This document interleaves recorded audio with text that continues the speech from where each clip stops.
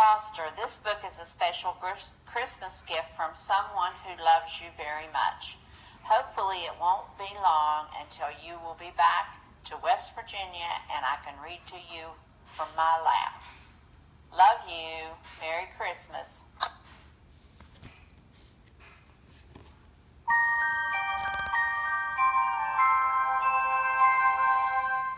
Twas the night before Christmas when all through the house not a creature was stirring, not even a mouse. The stockings were hung by the chimney with care, in hopes that St. Nicholas soon would be there. The children were nestled all snug in their beds, while visions of sugar plums danced in their heads. And Mama in her kerchief and I in my cap had just settled down for a long winter's nap.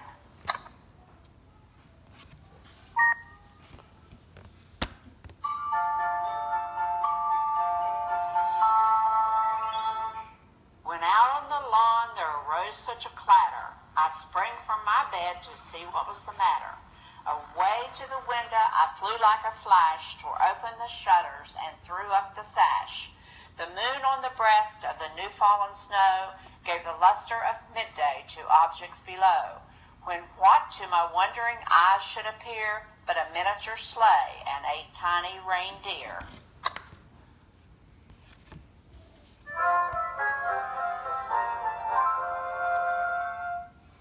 With a little old driver so lively and quick, I knew in a moment it must be St. Nick.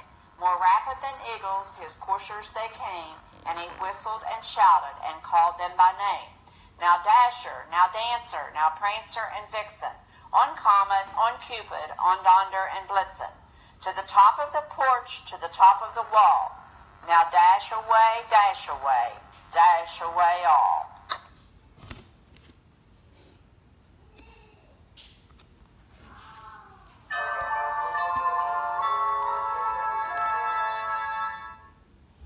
As dry leaves that before the wild hurricane fly, when they met with an obstacle, mount to the sky. So up to the housetop the coursers they flew, with sleigh full of toys and St. Nicholas too.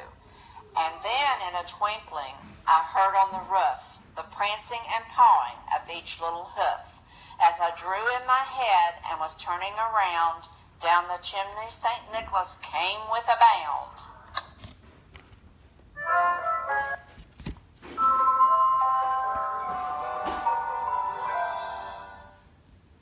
He was dressed all in fur from his head to his foot, and his clothes were all tarnished with ashes and soot. A bundle of toys he had flung on his back, and he looked like a peddler just opening his pack. His eyes, how they twinkled, his dimples, how merry. His cheeks were like roses, his nose like a cherry. His droll little mouth was drawn up like a bow, and the beard on his chin was as white as snow.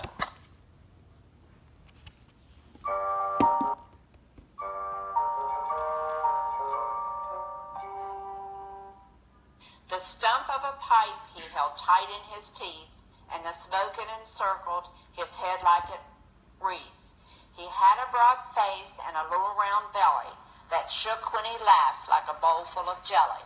He was chubby and plump, a right jolly old elf, and I laughed when I saw him in spite of myself.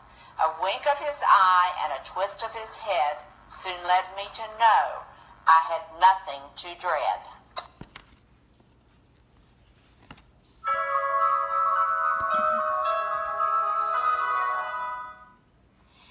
He spoke not a word, but he went straight to his work, and filled all the stockings, then turned with a jerk, and laying his finger aside of his nose, and giving a nod, up the chimney he rose.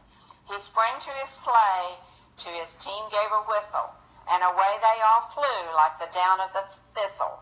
But I heard him exclaim, ere he drove out of sight, "Merry Christmas, Foster, and to all a good night, and Nancy loves you."